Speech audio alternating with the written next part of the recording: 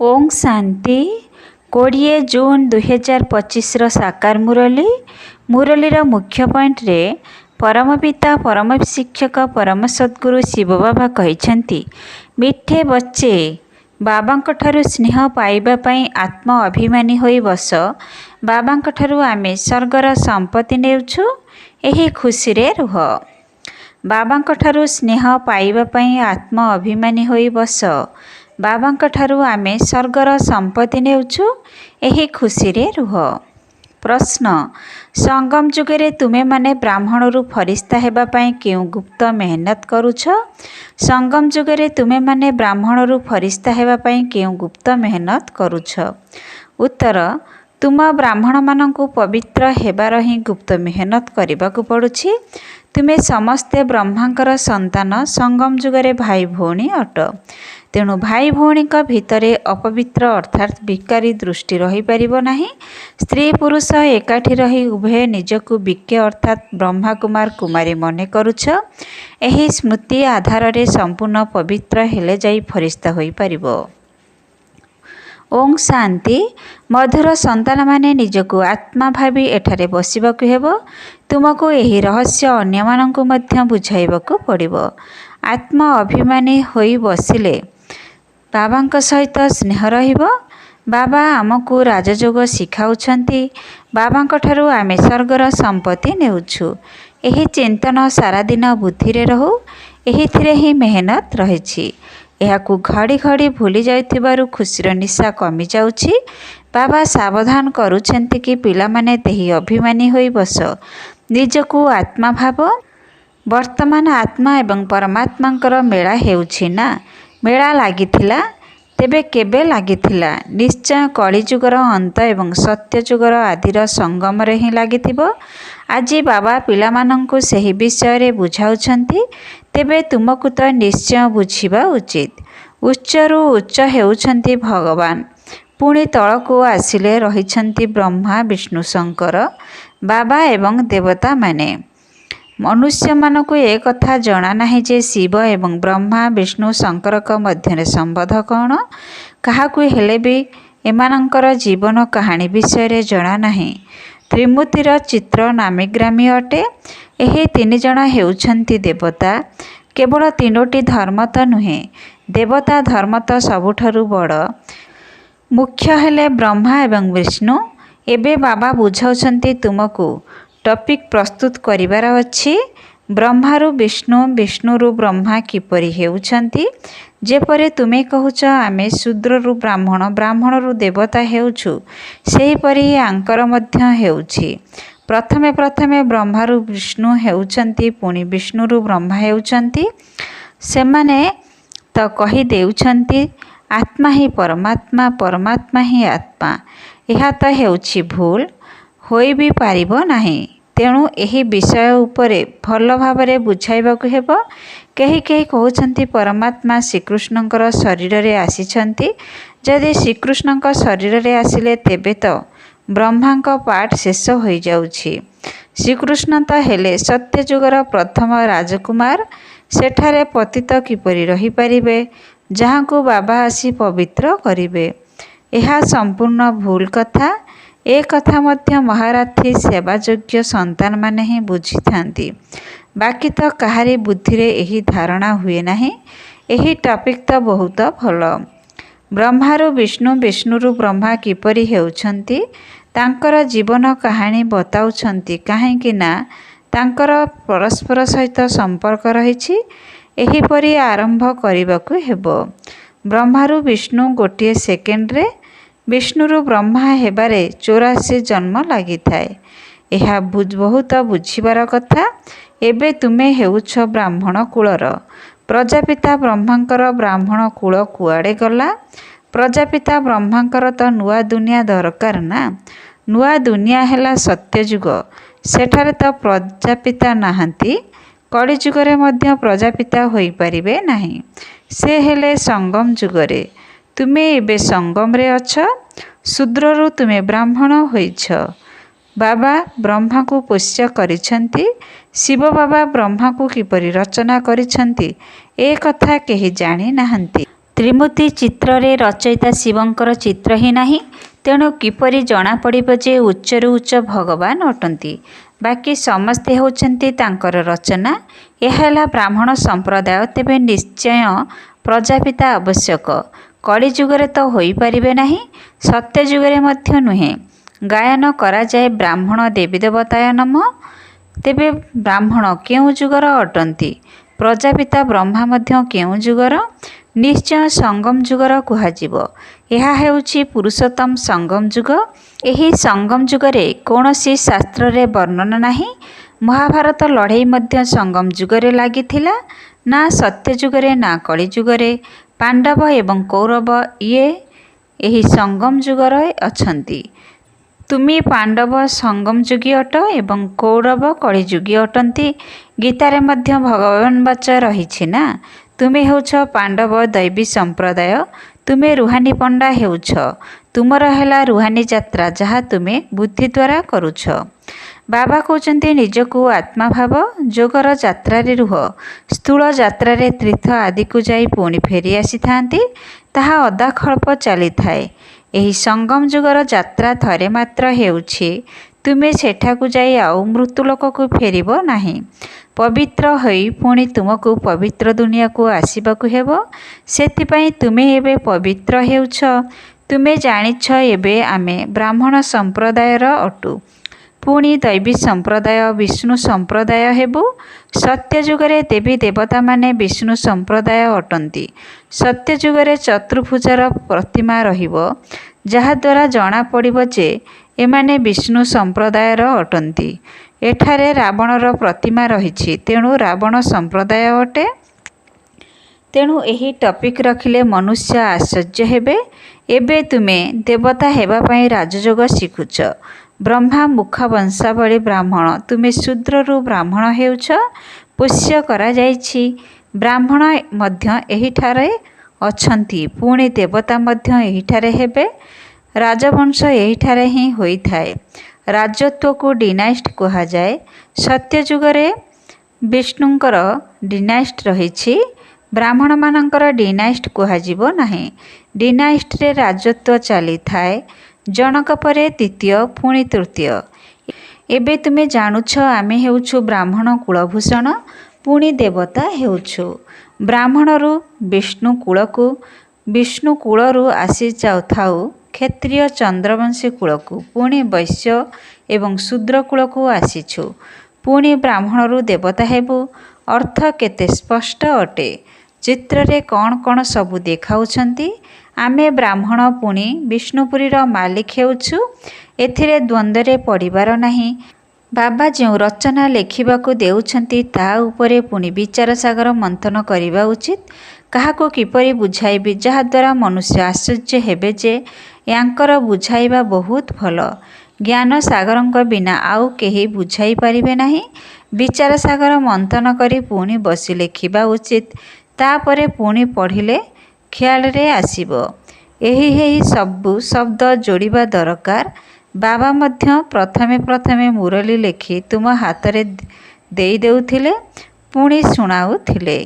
एठारे मधुबन रे तो तुमे निज घरे बाबांक साथी रे रहुछ। एबे तो तुमको बाहर को जाई शुणाइबाकू पड़ुछि। एही टॉपिक बहुत वंडरफुल। ब्रह्मारु विष्णु किपरि हेले एहाकू केही जानि नाहंती। विष्णुक नाभिरु ब्रह्मांकर उत्पत्ति देखाउछंती। जेपरि गांधीक नाभिरु नेहरू देखाइछंती।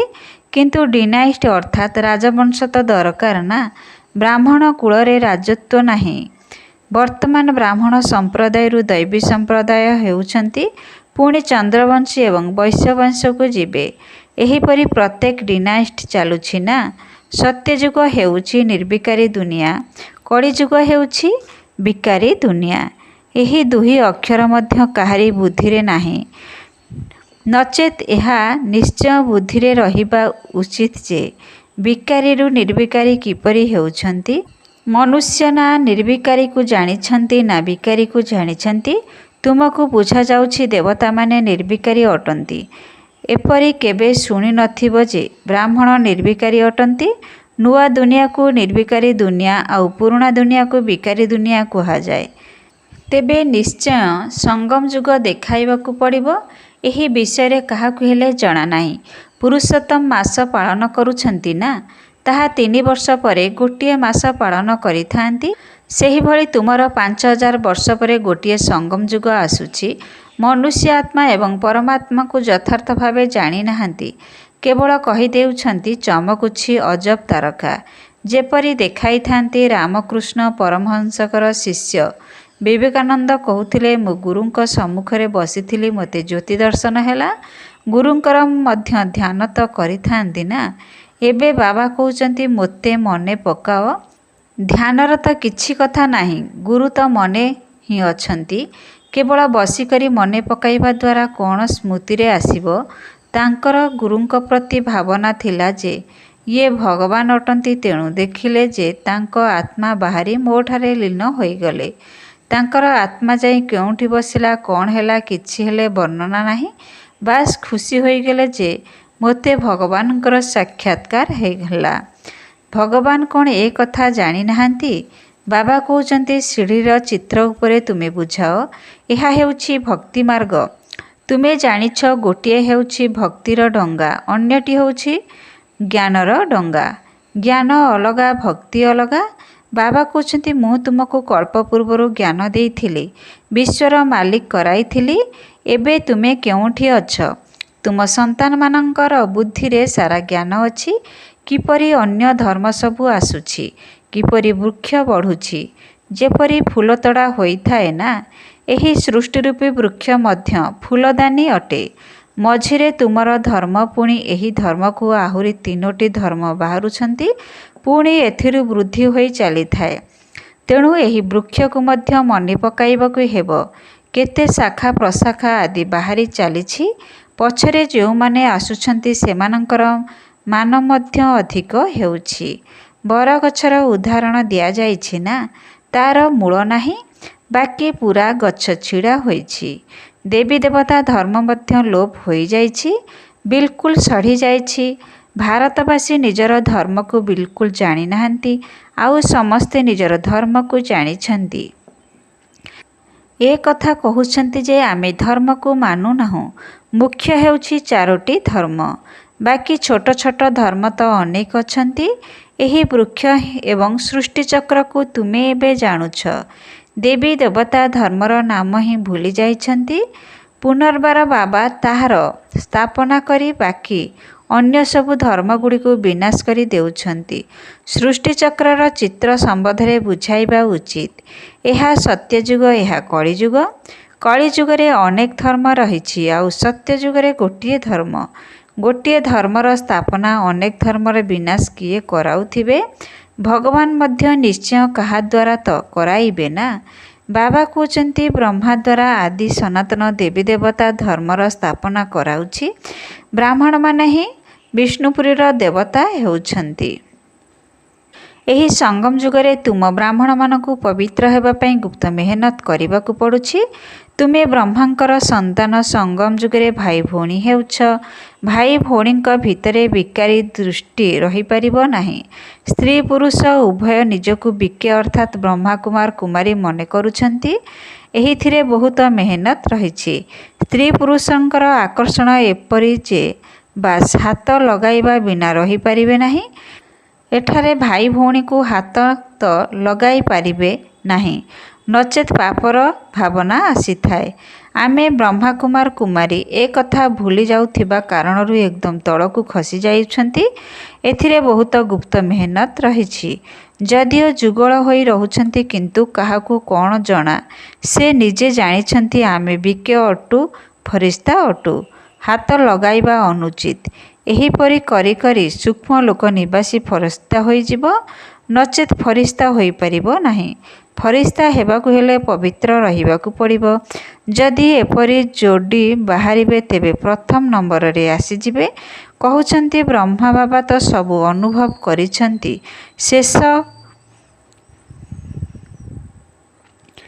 ଶେଷ ବେଳକୁ ସନ୍ନ୍ୟାସ କରିଛନ୍ତି। ବହୁତ ମେହନତ ତ ସେମାନଙ୍କୁ କରିବାକୁ ପଡ଼ୁଛି, ଯେଉଁମାନେ କି ଯୁଗଳ ହୋଇଯାଉଛନ୍ତି। ପୁଣି ଏଥିରେ ଜ୍ଞାନ ଏବଂ ଯୋଗ ମଧ୍ୟ ଆବଶ୍ୟକ। ବହୁତଙ୍କୁ ନିଜ ସମାନ କରାଇଲେ ଯାଇ ବଡ଼ ରାଜା ହେବେ। କେବଳ ଗୋଟିଏ କଥା ତ ନୁହେଁ ନା, ବାବା କହୁଛନ୍ତି ତୁମେ ଶିବ ବାବାଙ୍କୁ ମନେ ପକାଅ, ଇଏ ହେଲେ ପ୍ରଜାପିତା। ବହୁତ ଏପରି ବି ଅଛନ୍ତି ଯିଏକି କହୁଛନ୍ତି ଆମର କାମ ତ ଶିବ ବାବାଙ୍କ ସହିତ ରହିଛି, ମୁଁ ବ୍ରହ୍ମାକୁ କାହିଁକି ମନେ ପକାଇବି, ତାଙ୍କୁ ପତ୍ର କାହିଁକି ଲେଖିବି। ଏପରି ମଧ୍ୟ ଅଛନ୍ତି। ତୁମକୁ ଶିବ ବାବାଙ୍କୁ ମନେ ପକାଇବାକୁ ହେବ, ସେଥିପାଇଁ ବ୍ରହ୍ମା ବାବା ତାଙ୍କ ନିଜ ଫଟୋ ଆଦି ମଧ୍ୟ ଦିଅନ୍ତି ନାହିଁ। ୟାଙ୍କ ଶରୀରରେ ଶିବ ବାବା ଆସୁଛନ୍ତି, ଇଏ ତ ଦେହଧାରୀ ଅଟନ୍ତି ନା। ଏବେ ତ ତୁମମାନଙ୍କୁ ବାବାଙ୍କ ଠାରୁ ବସା ମିଳୁଛି। ଗୁରୁ ଗୋସାଇଁ ମାନେ ନିଜକୁ ଈଶ୍ୱର କହୁଛନ୍ତି, ପୁଣି ତାଙ୍କଠାରୁ କ'ଣ ମିଳୁଛି? କେତେ କ୍ଷତି ହେଉଛି ଭାରତବାସୀଙ୍କର। ଭାରତବାସୀ ଏକଦମ ଦେବାଳିଆ ହୋଇଯାଇଛନ୍ତି। ପ୍ରଜାମାନଙ୍କ ଠାରୁ ଭିକ ମାଗି ଚାଲିଛନ୍ତି। 10-20 ବର୍ଷ ପାଇଁ ଲୋନ୍ ନେଉଛନ୍ତି, ପୁଣି ଆଉ ଫେରାଇ ପାରିବେ ନାହିଁ। ଗ୍ରହୀତା ଏବଂ ଦାତା ଉଭୟ ବିନାଶ ହୋଇଯିବେ। ଖେଳ ହିଁ ଶେଷ ହୋଇଯିବ। ଅନେକ ବିପଦ ମୁଣ୍ଡ ଉପରେ ରହିଛି। ଦେବାଳିଆ ହେବ, ବେମାରୀ ଆଦି ବହୁତ କିଛି ହେବାର ଅଛି। କେହି କେହି ସାହୁକାରଙ୍କ ପାଖରେ ରଖିଦେଉଛନ୍ତି, ପୁଣି ଯେତେବେଳେ ସାହୁକାର ଦେବାଳିଆ ହୋଇଯାଉଛନ୍ତି ସେତେବେଳେ ଗରିବଙ୍କର କେତେ ଦୁଃଖ ବଢ଼ିଯାଉଛି। ପ୍ରତି ପାଦେ ପାଦେ ଦୁଃଖ ହିଁ ଦୁଃଖ ରହିଛି। ଅଚାନକ ବସି ବସି ମରିଯାଉଛନ୍ତି। ଏହା ହେଉଛି ହିଁ ମୃତ୍ୟୁଲୋକ। ଏବେ ତୁମେ ଅମରପୁରୀକୁ ଯାଉଛ। ଅମରପୁରୀର ବାଦଶାହ ଅର୍ଥାତ୍ ମହାରାଜ ହେଉଛନ୍ତି ଅମରନାଥ। ତୁମ ପାର୍ବତୀମାନଙ୍କୁ ସତ୍ୟ ସତ୍ୟ ଅମର କଥା ଶୁଣାଉଛନ୍ତି। ତୁମେ ଜାଣିଛ ବାବା ହେଉଛନ୍ତି ଅମର, ତାଙ୍କଠାରୁ ଆମେ ଅମର କଥା ଶୁଣୁଛୁ। ଏବେ ଅମର ଲୋକକୁ ଯିବାକୁ ହେବ। ଏବେ ତୁମେ ସଙ୍ଗମ ଯୁଗରେ ଅଛ। ଆଚ୍ଛା, ମିଠା ମିଠା ଶିଖିଲେ ସନ୍ତାନମାନଙ୍କ ପ୍ରତି ମାତା ପିତା ବାପଦାଦାଙ୍କର ମଧୁର ସ୍ନେହସମ୍ପନ୍ନ ଶୁଭେଚ୍ଛା ଏବଂ ସୁପ୍ରଭାତ। ଆତ୍ମିକ ପିତାଙ୍କର ଆତ୍ମିକ ସନ୍ତାନମାନଙ୍କୁ ନମସ୍ତେ। ଆତ୍ମିକ ସନ୍ତାନମାନଙ୍କର ଆତ୍ମିକ ପିତାଙ୍କୁ ନମସ୍ତେ ନମସ୍ତେ ନମସ୍ତେ। ଓଂ ଶାନ୍ତି। ମେରା ବାବା, ପ୍ୟାରା ବାବା, ମିଠା ବାବା, ଶୁକ୍ରିୟା ବାବା। ଓଂ ଶାନ୍ତି। ଧାରଣା ପାଇଁ ମୁଖ୍ୟସାର। 1ରେ ବିଚାର ସାଗର ମନ୍ଥନ କରି ବ୍ରହ୍ମା ହିଁ ବିଷ୍ଣୁ କିପରି ହେଉଛନ୍ତି, ଏହି ବିଷୟ ଉପରେ ବୁଝାଇବାକୁ ହେବ। ବୁଦ୍ଧିକୁ ଜ୍ଞାନ ମନ୍ଥନରେ ବ୍ୟସ୍ତ ରଖିବାକୁ ହେବ। ବିଚାର ସାଗର ମନ୍ଥନ କରି ବ୍ରହ୍ମା ହିଁ ବିଷ୍ଣୁ କିପରି ହେଉଛନ୍ତି, ଏହି ବିଷୟ ଉପରେ ଶୁଣାଇବାକୁ ହେବ। ବୁଦ୍ଧିକୁ ଜ୍ଞାନ ମନ୍ଥନରେ ବ୍ୟସ୍ତ ରଖିବାକୁ ହେବ। 2ରେ ରାଜପଦ ପ୍ରାପ୍ତ କରିବା ପାଇଁ ଜ୍ଞାନ ଏବଂ ଯୋଗ ସହିତ ଅନ୍ୟମାନଙ୍କୁ ନିଜ ସମାନ କରିବାର ସେବା ମଧ୍ୟ କରିବାକୁ ହେବ। ନିଜର ଦୃଷ୍ଟିକୁ ବହୁତ ଶୁଦ୍ଧ ପବିତ୍ର କରିବାକୁ ହେବ। ରାଜପଦ ପ୍ରାପ୍ତ କରିବା ପାଇଁ ଜ୍ଞାନ ଏବଂ ଯୋଗ ସହିତ ଅନ୍ୟମାନଙ୍କୁ ନିଜ ସମାନ କରିବାର ସେବା ମଧ୍ୟ କରିବାକୁ ହେବ। ନିଜର ଦୃଷ୍ଟିକୁ ବହୁତ ଶୁଦ୍ଧ ପବିତ୍ର କରିବାକୁ ହେବ। ବରଦାନ। ଏକମାତ୍ର ବାବାଙ୍କ ଠାରୁ ସର୍ବ ସମ୍ବନ୍ଧର ଅନୁଭବ କରୁଥିବା ଅଥକ ଏବଂ ବିଘ୍ନ ବିନାଶକ ଭବ। ଏକମାତ୍ର ବାବାଙ୍କ ଠାରୁ ସର୍ବ ସମ୍ବନ୍ଧର ଅନୁଭବ କରୁଥିବା ଅଥକ ଏବଂ ବିଘ୍ନ ବିନାଶକ ଭବ। ଯେଉଁ ପିଲାମାନଙ୍କର ସର୍ବ ସମ୍ବନ୍ଧ ଏକମାତ୍ର ବାବାଙ୍କ ସହିତ ରହିଛି, ସେମାନଙ୍କୁ ଅନ୍ୟ ସବୁ ସମ୍ବନ୍ଧ ନିମିତ୍ତ ମାତ୍ର ଅନୁଭବ ହେଉଥିବ।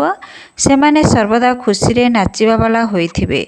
କେବେ ବି କ୍ଳାନ୍ତ ହେବାର ଅନୁଭବ କରୁନଥିବେ, ଅର୍ଥାତ୍ ଅକ୍ଳାନ୍ତ ସେବାଧାରୀ ହୋଇଥିବେ। କେବଳ ବାବା ଏବଂ ସେବା, ଏହି ଲଗନରେ ମଗନ ରହୁଥିବେ। ବିଘ୍ନ ଦ୍ୱାରା ଅଟକିଯିବା ପରିବର୍ତ୍ତେ ବିଘ୍ନ ବିନାଶକ ହୋଇଥିବେ। ସେମାନଙ୍କୁ ସର୍ବ ସମ୍ବନ୍ଧର ଅନୁଭୂତି ଏକମାତ୍ର ବାବାଙ୍କ ଠାରୁ ହେଉଥିବା କାରଣରୁ ସେମାନେ ସର୍ବଦା ଡବଲ ଲାଇଟ୍ ସ୍ଥିତିରେ ରହୁଥିବେ।